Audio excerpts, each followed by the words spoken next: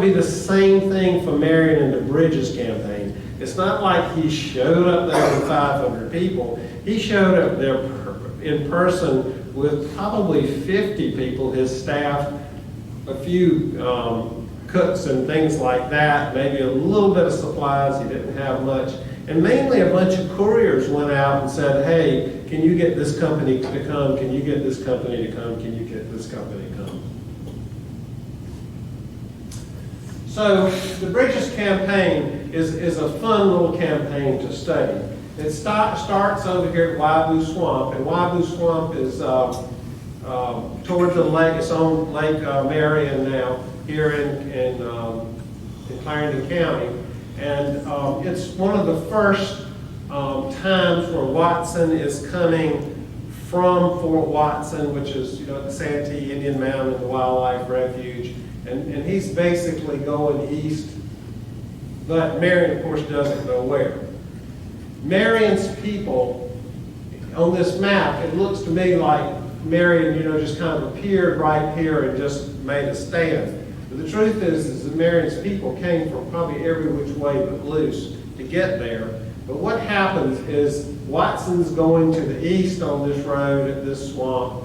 Marion's men are coming in from headed toward the west from the east, and they attempt to block the British crossing the swamp.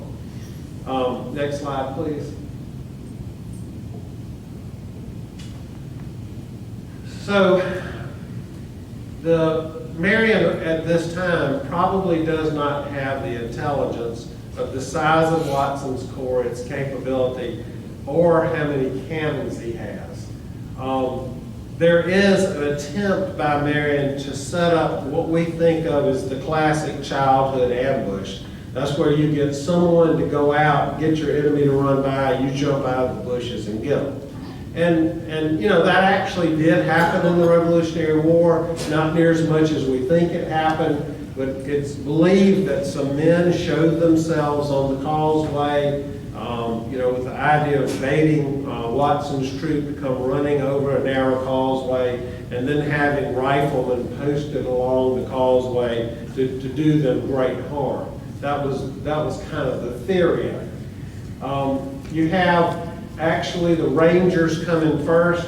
My guess is that Watson didn't think any higher of the Rangers than did Tarleton, who wrote about them, basically calling them all a bunch of thieves and plunderers. And he probably sent them across first because he was suspicious that there would be an ambush there, and sure enough there was. But basically what happens is a skirmish ensues, the cannon comes up, and Grapeshot does a really good job as an alley sweeper. In the low country of South Carolina, it's cut by lots of creeks. And most of the creeks are not confined to a narrow bank, but they have swamp on each side. So you have to have a causeway coming down, an earth causeway, and they're not very high. Then a small bridge across the creek, because I don't know how big Waibu Creek was at the time, but it's not a very long creek. It probably had no big flow. And so you're coming through the woods on a pretty narrowly confined. If you get off the road, you're down in either the water or the bog. And so you really want to stay on the road, especially if you've got a wagon or a horse or anything that might bog down. And it is March, and it can be pretty cold in South Carolina. So there was a little minor warm-up skirmish there at Wadman. The British cleared the alley, came on through. Next one.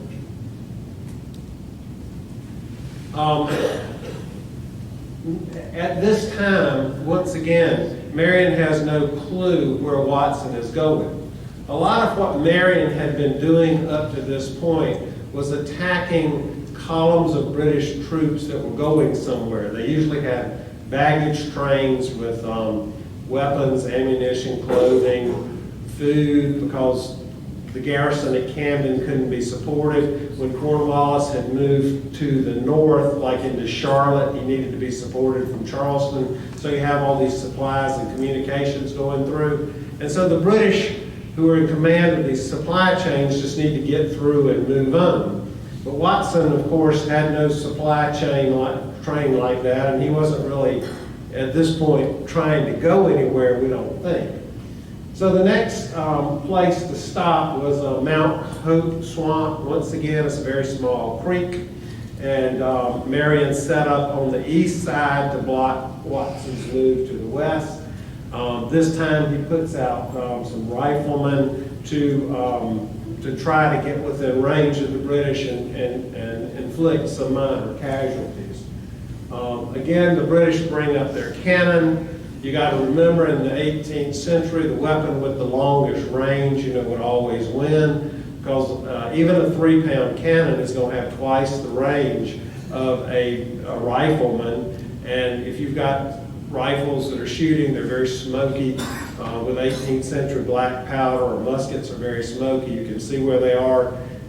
These cannons are not shooting cannonballs, but they're shooting anti-personnel rounds, which would look like a bag of golf balls made out of iron. Or if they were shooting at a little longer range, they would literally put in a can, these iron balls and lead musket balls. Then you could shoot the can at 300, 400 yards at near the feet of the men. The can hits the ground, the balls scatter, and it is a very, very ferocious and effective anti-personnel, especially when you're confined on a causeway. If you've got men spread out over many acres, you can only just take a few of them out. But if you've got everybody concentrated on a causeway, hence the term alley sweeper, you can use it as a great alley sweeper. Okay, George. This is a photograph of the Santee Road as it exists today. This is the modern bridge right here. So this is very much like what it would have looked like, except of course the causeway itself would have probably not been quite so built up, because this is the 18th century, and the bridge would have been made out of rickety wood as opposed to concrete. But you've got a narrow one-lane road, you've got swamps on both sides.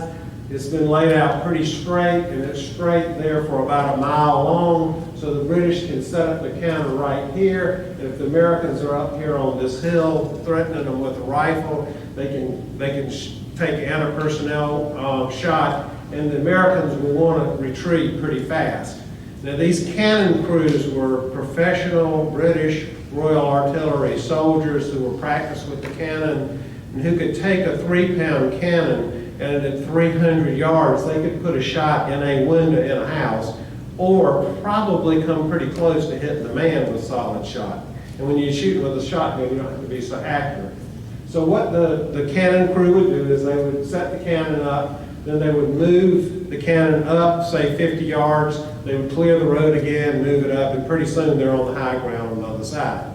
In the meantime, Marion could have a few men off the side of the road taking pot shots, but this is a photograph of what Mount Hope Swamp looks like today.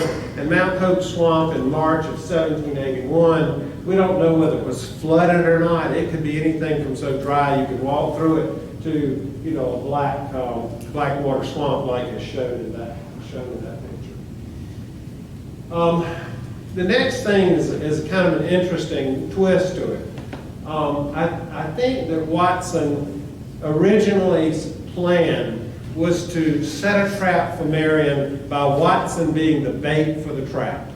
Now, I told you that the British appear to me to have changed strategies, because we had first, you have all these units going around trying to come in at different angles, different places, and by the time they can coordinate getting these units at different places, the Americans have already gone, figured out some way to sulk off to the swamp or whatever, escape on canoes or whatever happens. But this time, I think that Watson was going to do, what I call the fly and the honey thing. Now, from Watson's point of view, he's got an army of roughly the same size as Marion. But if he can get Marion to attack him, there is no question in Watson's mind, as a professional military soldier commanding some